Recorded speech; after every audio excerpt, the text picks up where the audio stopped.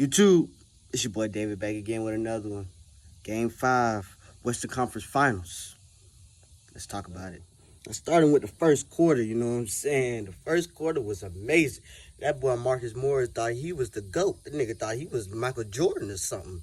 Nigga dropped 6 for 6. Went for like 15, 16 points. I was like, dang, we gonna win this game. If Marcus Morris is playing like that, the boy, we gonna win this game. I already knew it. I already knew it from jump. I'm a Clippers fan. I'm going for the Clippers. But speaking objectively for both teams, the Suns came out flat as hell. How you come out that flat at home? Chris Paul, Devin Booker, the next Kobe Bryant. Y'all be talking about Paul George, and we gonna get into Paul George. But y'all keep talking about Paul George, this and that, all that BS. But y'all keep saying Devin Booker is the next freaking Kobe Bryant, and he is playing like shit. Straight dog water. Someone get that boy a map. Chris Smooth, shout out. But listen, the first quarter, Marcus Morris took over the game. I'm not gonna lie to you. However, Book did turn it on. He had about 11.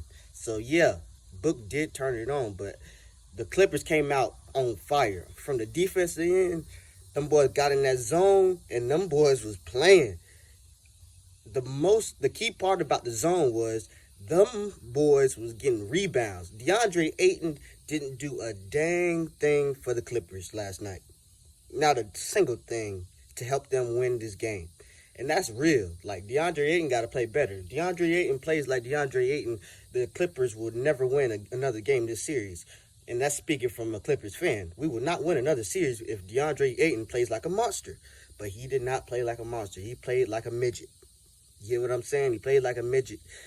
And our little Monstars was getting all the defensive boards. Pat Bev was looking like a dynamo. Did you see that boy? He was dunking on him for them rebounds. Well, I'm telling you, but like I said, Marcus Morris in the first quarter led the way. That was good for him. Second quarter, the Suns looked good in the second quarter. I'm not going to lie. D-Book did what he was doing. Chris Paul started to get it cooking. Mid-range game popping. He crossed over Morris. That was disgusting. I ain't gonna lie to you. It was disgusting. I was getting kind of worried at that point. I was like, dang, these boys went on the run. I was like, we still ended up having the lead at halftime, 7-point lead going into halftime. But the momentum was swinging towards the Suns' side. So I was kind of nervous. Then third quarter come, the Suns came out, Book. CP3. You feel me? Them boys coming. They had Cam coming out the bench hitting threes. You know what I'm saying? Artist Payne didn't do a lot. I think that ankle bothered him. And that is a key part for us winning this game. I ain't gonna lie to you too. Cameron Artist Payne, I think him running the point differs from Chris Paul running the point, and here's what I'm saying.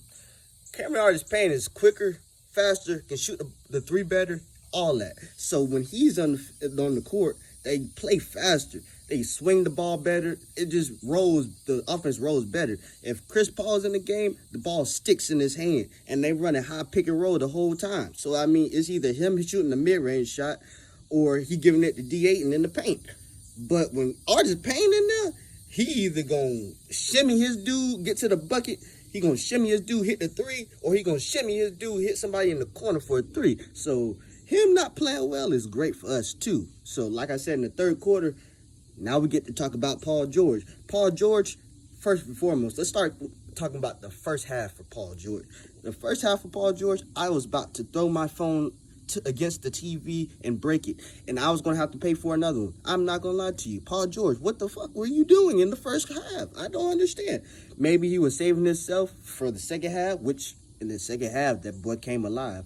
But in the first half, he just looked disengaged in the game. Like, he didn't want to be there. Like, Marcus Morris scored his points, and I knew Marcus Morris wasn't going to do anything else after he did what he did in the first quarter. I was like, yeah, he blew his load. You know what I'm saying? He just blew his load. He didn't have nothing else. If it was a girl, he blew his load. He would not have no more rounds. I'm telling you. That's all he gave. He gave a good round, though. A good round. But I'm saying, other than that, bro, it was over with. I knew we wasn't going to get any more from freaking Morris. But he did give us a couple more buckets in the second half. Paul George, on the other hand, every time Paul George fucks up, they score. He had 2 turnovers in the first half. And both of those turnovers ended up causing us a 3 for the other team. Every time Paul George does some dumb shit, it ends up benefiting the other team. And that's real. That's what happened all series long. If Paul George throws a turnover, they score every time. It's a bucket every time. We'll go ahead and chalk it up. But like I said, let's get into it. Paul George in the second half played like Paul George. That's playoff P right there, boy. That boy scored 30 in the second half. I'm like, dang. He hit Chris Paul with that, get off me with the shoulder and had that boy. That boy was falling on the ground. I'm like, damn, Chris Paul, get up. Chris Paul, what you doing, dog? That boy flopped on the ground, boy. The boy slid 50 feet. I was like, damn, Chris Paul, come on, man. What the fuck you doing? But anyway, like I said, Paul George played his ass off in the second half. I'm not going to lie. The boy went 15 for 20. How efficient is that? How can you get any more efficient than that? He only shot 6 threes, which is great for Paul George. I hate when he shoots over 10 threes in a ball game. He does not need to shoot over 10 threes in a ball game. And when we had the lead, he didn't settle. He drove. He was aggressive in the second half. He was aggressive. He wasn't trying to look for no foul. That's his problem. He want to look for the foul every time. Like, no, Paul George, if you got freaking little 6-foot Chris Paul on him, drive to the paint, get your mid-range game, or you put your shoulder down, get to the bucket. DeAndre Ayton was no factor in the paint. All you got to do is put your head down, get what you want. You could get what you want the whole game. Like you did in the second half, you could have did that in the first half. You can do that the whole series. Come on, Paul George. I know you get a lot of hate, and it's really, you get a lot of hate for no reason. I'm not going to lie to you. Just like in Game 2. Game 2, if it wasn't for you, we wouldn't be in the ball game. Let's be honest. I give you that. If it wasn't for you, we wouldn't be in the ball game. But you got to hit your free throws at the end of the game. But that's the hero there. That's past. Let's look in the present. Let's look at what happened last night. Last night, you did great. Great job for Paul George. Great job. On the flip side for the Suns, DeAndre Ayton. You need to step the hell up. That was bad. It was bad. You wasn't a factor in the paint. You got the ball, you kept missing. And I don't expect you to do that next game. So that's why I feel like the Suns might edge next game. I'm not going to lie to you. If DeAndre Ayton gets 20 and 10 next game, it's over for us. It's over for us. We have nobody to take him. Zubac is hurt. I don't even know how Zubac got hurt. I didn't even see it. But Zubac is hurt. So, I mean, we have nobody in the paint to cover him. So, really, DeAndre Ayton is just missing. He just missed. So, if he gets 20 and 10 next game, I feel like the Suns win. But other than that, bro, Marcus Morris played his ass off in the first quarter. He blew his load, but he played his ass off in the first quarter. Reggie Jackson is Reggie Jackson. That boy's first quarter when he dunked, I was like, yeah, we winning this.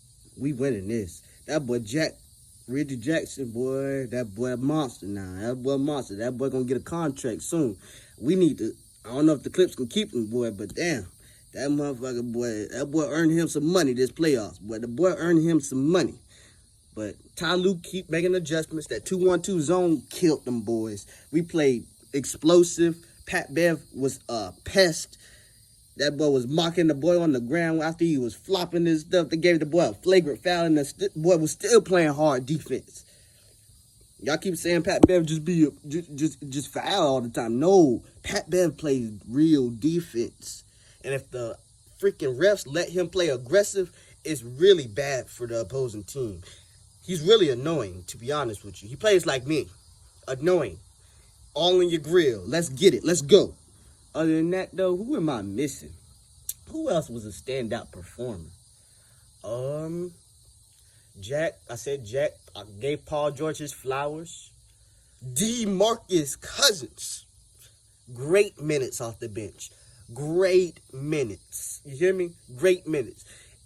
And he always gives pretty good minutes for the offensive end. But I'm always worried how he does on the defensive end because he's a freaking liability. He can't move his feet. He's freaking slow. He's a freaking snail on defense. But he was moving his fucking feet. He was moving his feet, getting rebounds. And on the offensive end, the boy was, if you get Sarge on you, bro, punish him. Don't do no finesse move, no softy stuff. No. You back him down, you put him in the paint, you put your armpit in his face. Dunk on him. You get what I'm saying? But yeah, Demo did play good. Demo played great. Great minutes off the bench. Great job, Demo.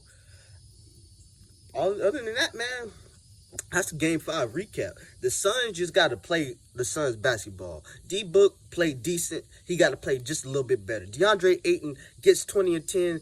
I feel like the Suns are in the driver's seat. But if the Clippers keep playing defense, Clippers keep getting rebounds, that's important. They have to get rebounds. They always play great D, but they just don't get the rebound. That's the most important part. You play good defense, yeah, but now you need the defensive board. Now, if them boys get the boards, them boys keep playing hard, keep making shots, I see us going Game 7. I see us going Game 7. We got to just keep playing hard. Paul George, keep doing what you're doing, dog. Stop listening to these haters, bro. It is what it is. Obviously, you don't give a damn about these haters, because if you did, you would have been playing bad. Obviously, you are in a great headspace, and you stay in that headspace. You hear me? You stay being aggressive. You hear me?